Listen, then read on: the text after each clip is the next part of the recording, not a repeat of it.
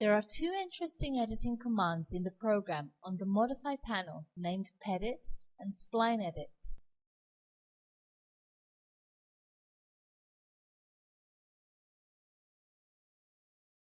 The Pettit command edits polylines. See how when you enable this command and select a polyline, there are several available editing options. Let's practice and see how they work. For example, on this screen, let's thicken the outlines to highlight the model shape. It's so easy to do this using the width option. Input 10 for the width and see how the line changes. Use the join option to automatically select the entire screen, and then the lines become a single entity.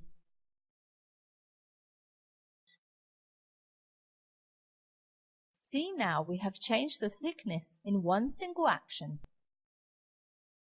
If the lines in the drawing were not sketched using the polyline command, you can enable the Pettit option and it will ask you if you wish to convert them to the editable single 2D polyline segment.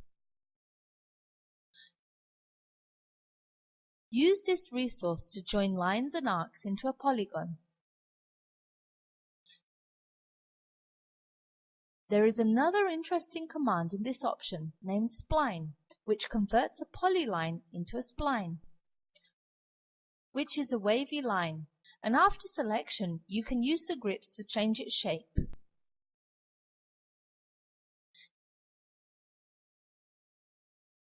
In this other example, you see the Close option to close entities.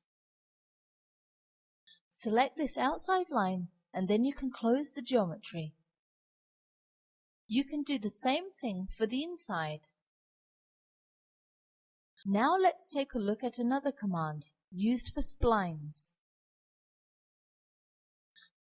You access it at this icon next to the previously studied tool, and it is named Spline Edit. As you already know, you draw freehand organic geometries using the Spline command. You can actively edit the shape using the grips. Let's increase the number of grips using the Refine option. In Elevate order, we'll increase the value to 6 so you can edit it more precisely. And in the Open option, you open a closed spline. You open the spline in the geometry at the end point. Now, in Move Vertex, you select the first grip and then you can change its position. Click Enter and change the grip in the geometry sequence. So now you have studied several editing options available in these commands. This applies to splines as well as for polylines, when you need to use these tools for editing in order to enhance detailing or modify values in the drawing.